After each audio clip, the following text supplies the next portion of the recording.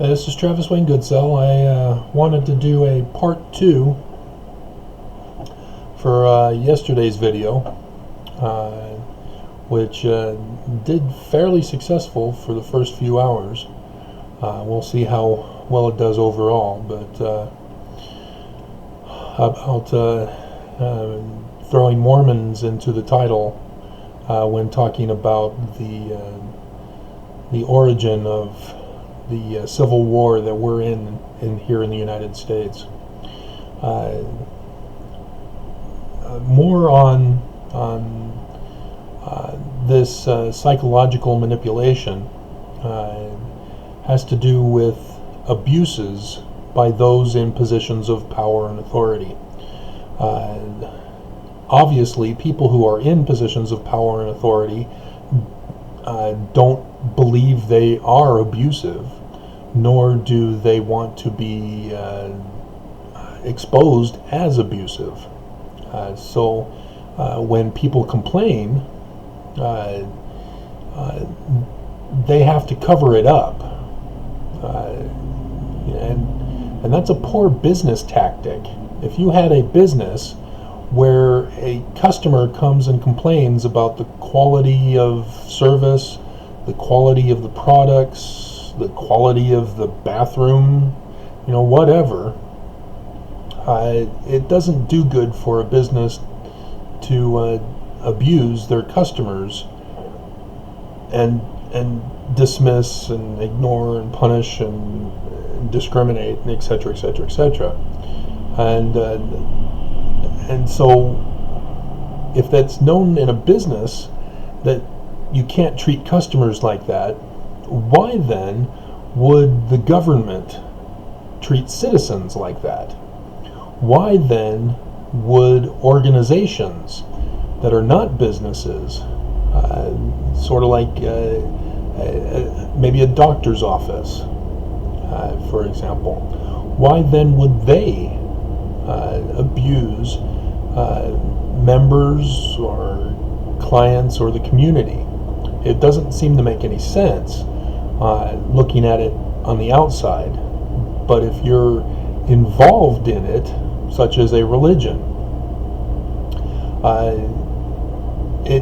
it's a little difficult scenario as to how we, the people, respond to that. If we're outside of a religion or a certain hospital, we may be upset by the treatment that organization caused towards members or whatever.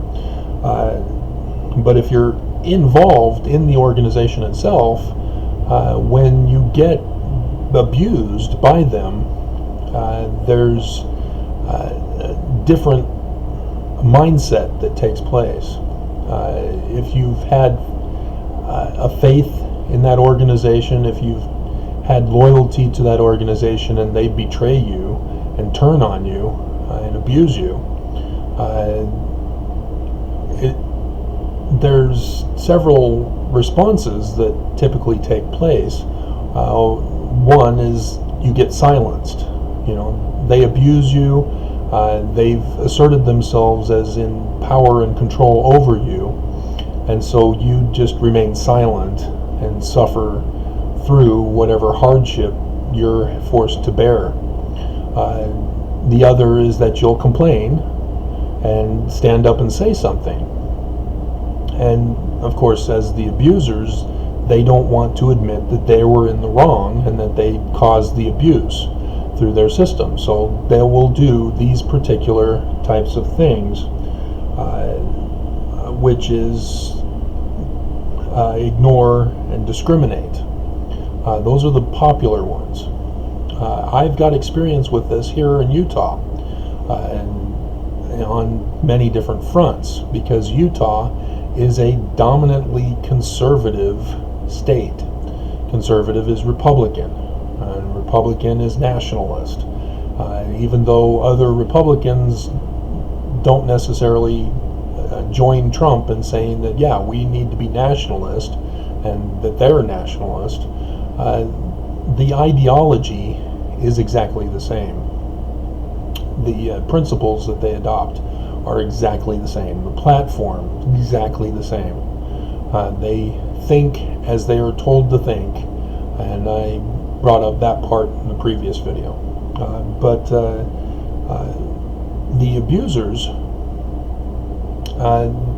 they can't just openly arrest people for complaining and speaking up, saying, hey, wait a minute, I don't think that's a good thing to do. All right, fine, you're going to jail. I'm calling the cops. Because that would not look good for them. If they're in a high enough position of power, they could get away with it. Sort of like Nancy Pelosi had Democrat protesters at her office. Democrat protesters, not Republican protesters. From what I understand, it was Democrat protesters. They wanted her to step down and let somebody else take over as the potential president of the United States, because Trump and Pence are going to go bye-bye soon, hopefully. Yeah, so you can't, small-time power-hungry people in positions of power and dominance, they can't just arrest people or even kill people to shut them up and make them no longer a threat. Those are the extremes that result after much contention between the two parties. And so the first thing that they do is that they'll just ignore you. You know, the church, for example, here in Utah, the LDS Church, they have set up a system where you can no longer write to the leadership of the church about doctrinal questions or management questions. You have to go to your local stake president. And so the leadership of the church is isolating themselves from the membership of the church. They're not wanting to involve themselves in the lives of the people. And so they're asserting their dominance as they know best on how to control the actions and beliefs of the people, what I talked about the other day. And so, yeah, the LDS Church ignores its own members. And so other organizations likewise. You know, a doctor, he'll ignore a patient, thinking, I know better than the patient. The patient doesn't know what's wrong with them. I do. And you see that in the psychiatric field as well, which I talked about yesterday, being the cause of this mindset or this psychological manipulation. Because what's going to happen when abusers ignore the victims when they speak out? The victim, of course, is with being ignored, they're going to either give up or they're going to keep pushing because they want to be heard. They don't want to be abused. They want the abuse to stop. They want their rights. And so when if you're going to ignore somebody, you better expect to have to deal with an escalation. And businesses already know about escalations. Police know about escalations. If you ignore people and their pleas for help, you're going to have an escalation. And if you're in a position of power and you know this, you know there's going to be an escalation if you refuse to acknowledge a person's pleas for help, a person's complaints about service. You're doing it specifically as a bully. And you're just flexing your muscle, knowing that once they push back, demand to be heard, that then you think, oh, okay, now they're threatening me, so I'm going to have them arrested, or I'm going to punish them, depending on the type of organization that you're talking about. And this is abuse. They are not justified in doing that to people. You can't ignore somebody forcing an escalation and then claim innocence about your involvement in causing the escalation. And so when you see domestic violence, it's a situation that escalated. It was not dealt with in the families, and things escalated to where a spouse couldn't handle it anymore and took the law into their own hands. Because if the police are going to say, well, he hadn't hit you, there's nothing we can do. You can file a restraining order, but that just escalates things. See, the police is purposely escalating domestic violence, because what's going to happen if a wife gets a restraining order on her husband when he hasn't even done anything? She just is upset with him and over an issue of who knows what, and gets the restraining order. That's escalating a situation. If he actually committed a crime, yes, the police should do something. And if they don't, and just say, well, just get a restraining order, they're perpetuating criminal behavior.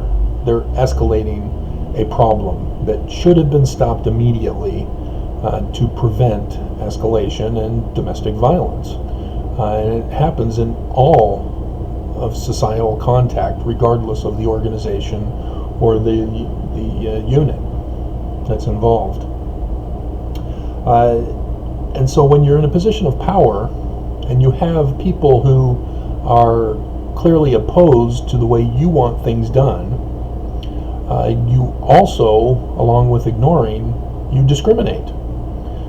We see that in politics, obviously, because when Democrats are in power, Republicans feel like they're being discriminated against, and when Republicans are in power, Democrats feel they're being discriminated against.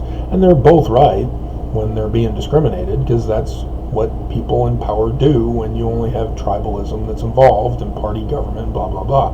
But at the local levels, when you have organizations or religions or whatever unit that's not wanting opposition to challenge their authority, not wanting to challenge, wanting people to challenge what they want to have implemented, you have to do things underhandedly. And discrimination is one of those things. Now, the law has come out and said you can't discriminate based on certain criteria. Well, what if it wasn't based on any of those? Say, for example, a person who has a mental illness is wanting the abuse of their treatment doctor to stop. The doctor is over-medicating them, maybe misdiagnosed them and giving them the wrong drugs, and the patient is cognizant and aware enough to know that something's not right, and they want something to stop, and so they complain, the drugs are doing this and this and this to me. And then the doctor doesn't want them coming to complain, and so they ignore them, but the person keeps complaining. And so how does such an abuser deal with such a person? Well, you have to discriminate, but you can't discriminate based on those specific factors. So you create a discrimination that's not covered under the list. And when you do that, you think, oh, I'm safe now. I can discriminate all I want based on this, which is not on the list. It's sort of like if a person wasn't really mentally ill and they were complaining, I'm not mentally ill, I want out of treatment. And so those in control of the person's life discriminate and ignore all complaints and issues of this person, is it falling under the category of discrimination? Because the person's not mentally ill, so it's not a discrimination against a disabled mentally ill person. And so it's actually disturbing, because people think that, oh, if it's not on the list, it therefore isn't a crime, it isn't a discrimination. Sort of like in prison. You know, a person who's just in jail or waiting to see the judge because they don't have the money for bail, because they're poor, and then they get subjected to abusive court guard or jail guards. How does a person do in that situation? They can't do anything. They don't have opportunities to contact some organization that checks on the jails on a regular basis to make sure that the people in jail are being treated properly. You know, first of all, we're not supposed to go to a jail. The Constitution said there's supposed to be speedy trials, and yet speedy trial has been redefined as taking months, and in some cases years, before an actual trial takes place. Lawyers have figured out ways to justify abusing a defendant or abusing a victim if they're the prosecution.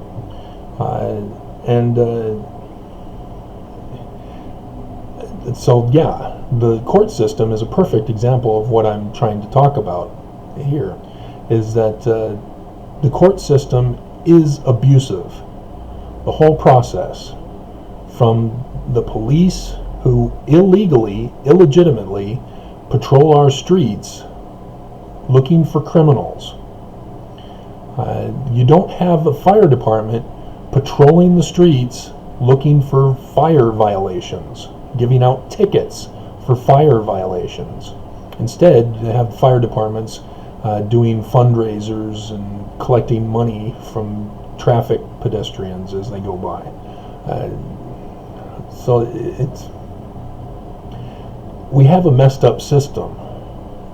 You don't see EMTs driving around neighborhoods looking for obese people or people at risk of a medical condition, giving out tickets for those who aren't properly exercising and eating right. They don't barge into your home and say, okay, where's your fridge? Okay, what's this? This is a sugar food. We're giving you a ticket.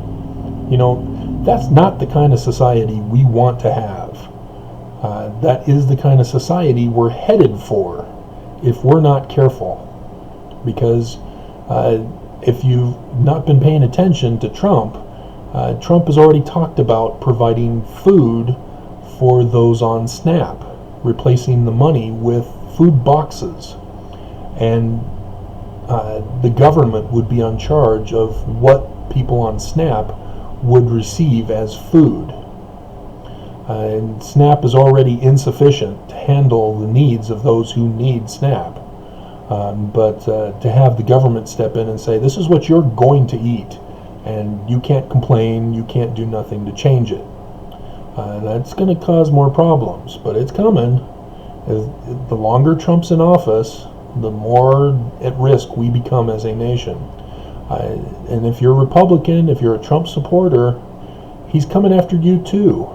He's already going after the military, he's going after firefighters, he's going after police, he's going after government, he's going after everybody who's been loyal to him. He's gone after farmers, he's gone after bankers, he's gone after bikers. So yeah, he's going to come after you too. You know,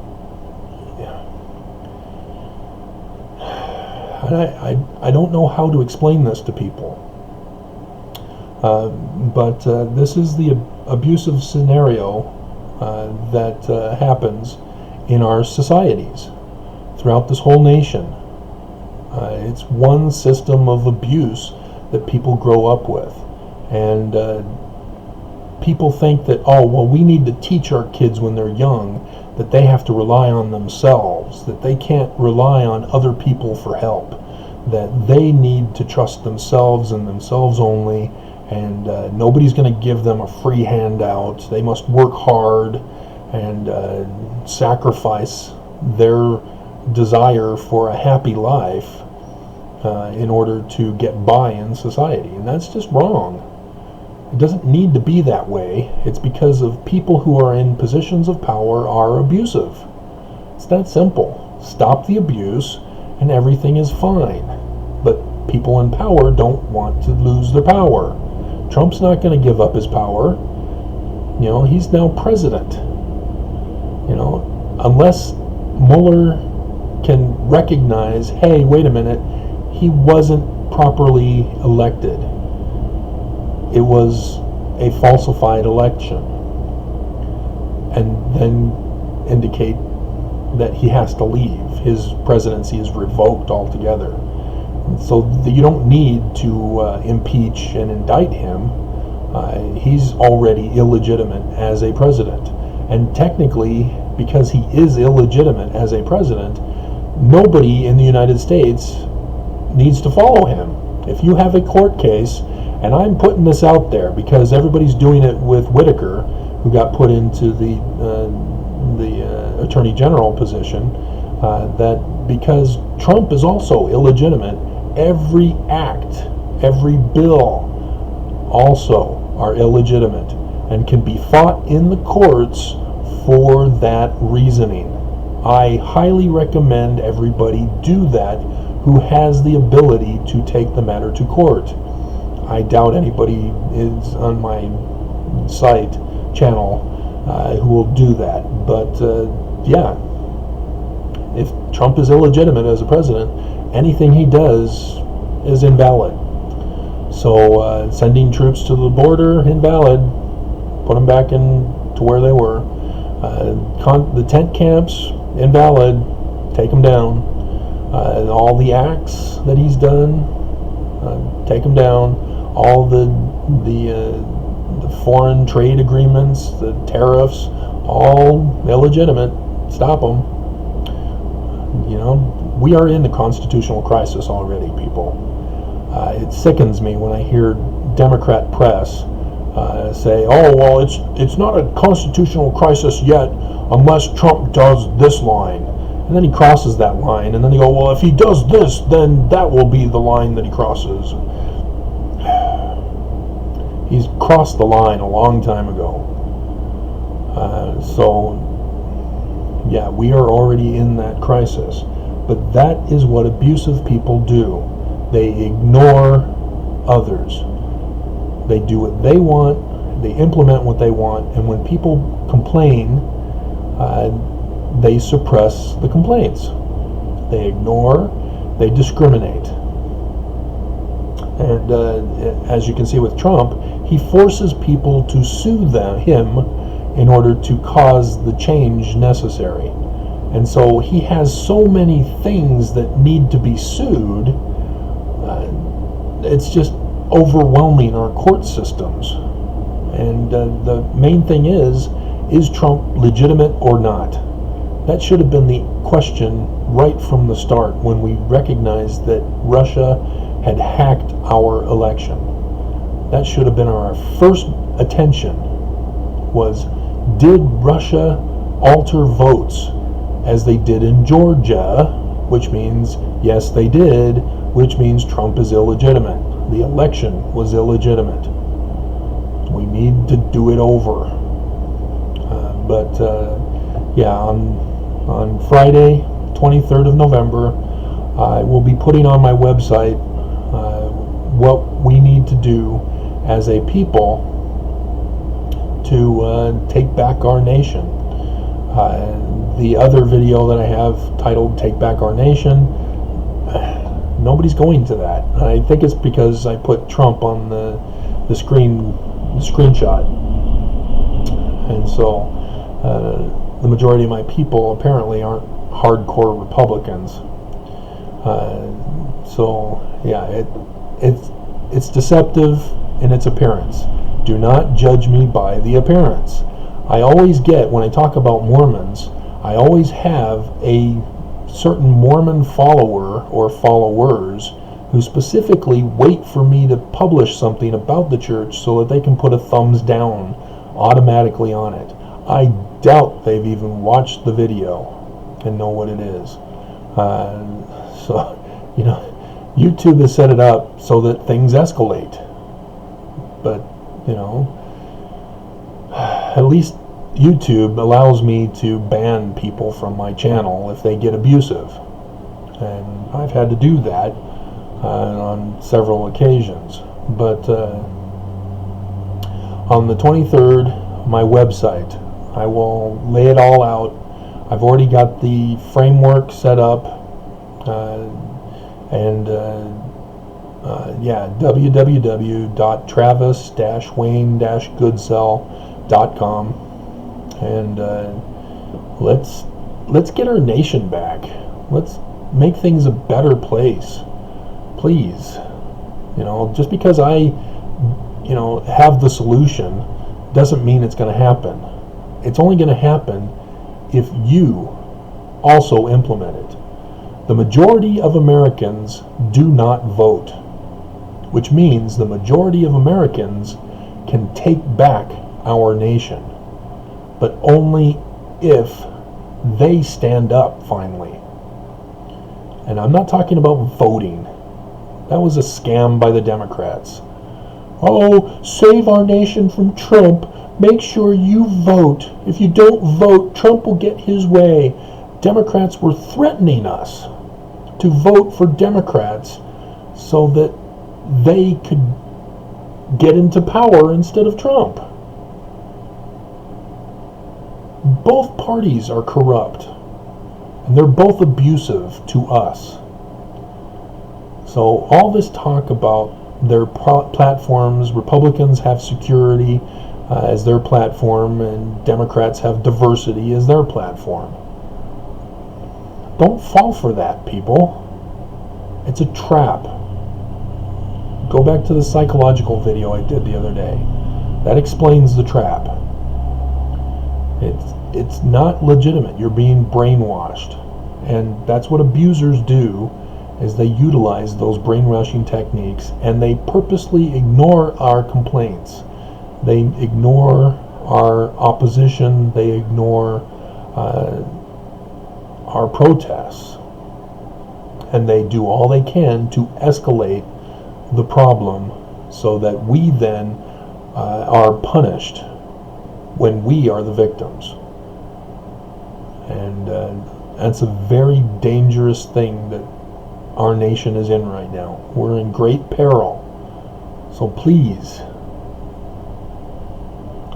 we need to rise up. And on the 23rd, I'll tell you how, because there's an organization called Indivisible that they're trying to work within the system, and I'm sorry, but it's not effective. It's not going to work. And I will point out how it can work. And it will surprise you, because it's something nobody has ever thought of before. And I'll just give you a hint. We take away power from everybody. There will be no person in positions of power anymore, except for maybe parents, I guess, over their kids. So hopefully, by the elimination of power and the elimination of money, we've got to do that too, because that's part of the reason why people want power, is so that they can get more money over other people, because money helps give them power and control. So it's a no-brainer. You got to get rid of them. And how do you do that? So 23rd, Friday, I'll explain it all.